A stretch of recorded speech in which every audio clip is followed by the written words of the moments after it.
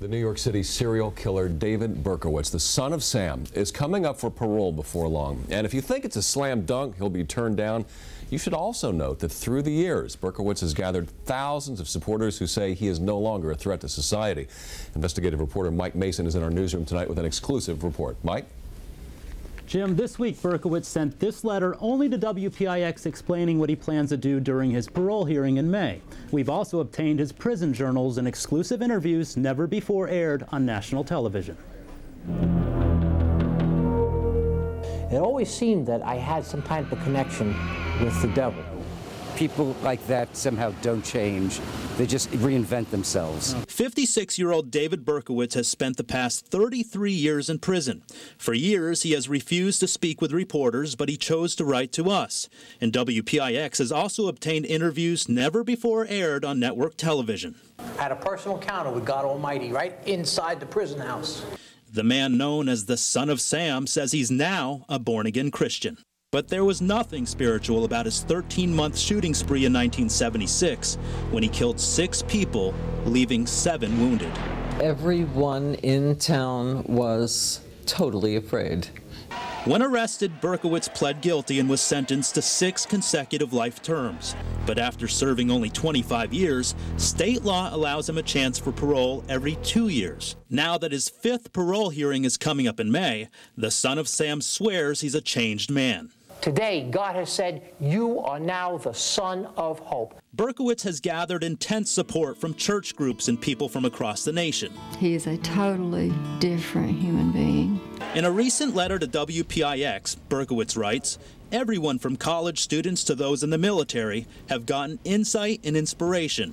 It's good to touch lives and give people some hope. New Yorkers who were there during the son of Sam murders say they'll never forget the terror they felt during that time.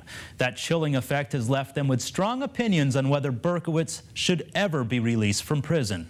Leave him there in that cage. That's where he belongs. Nina Sofer recalls how Berkowitz targeted women with dark hair. Women were buying blonde wigs. They were dyeing their hair blonde. I was platinum blonde for a week. Berkowitz says he's hurt enough people and says he's decided what he'll do during his parole hearing. This week he sent WPIX this letter 2 months before releasing it to his parole officer. It states, "Please be advised that I am not seeking parole consideration at this time." But not everyone is convinced. I think he is a very clever, manipulating human being. So you don't think he should be released from prison? I think that it's pretty difficult to cure someone of psychosis, which is what he's got. The son of Sam blamed his rage on his involvement with a satanic cult. I really thought that I was some kind of soldier in a satanic army, and we had determined to bring New York City to its knees. And that's one reason officials have denied Berkowitz parole 4 times since 2002. If I could go back, I would take that gun and throw that thing right in the sewer. WPIX has obtained his prison journals, which contain some strong opinions. His latest entry warns kids about singer Susan Boyle. He writes, "Little children, keep yourselves from idols. Susan Boyle has become an overnight sensation and an idol. But idols come and they go. We've become a nation of people worshippers." Berkowitz also warns that Satan is set to take over the world.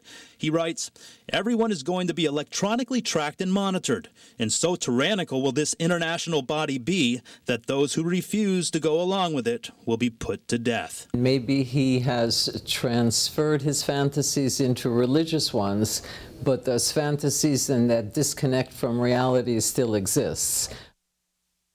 We should tell you that Berkowitz's prison record has been spotless since 1989, and that's when he was disciplined for having a Bible in his cell which was unauthorized.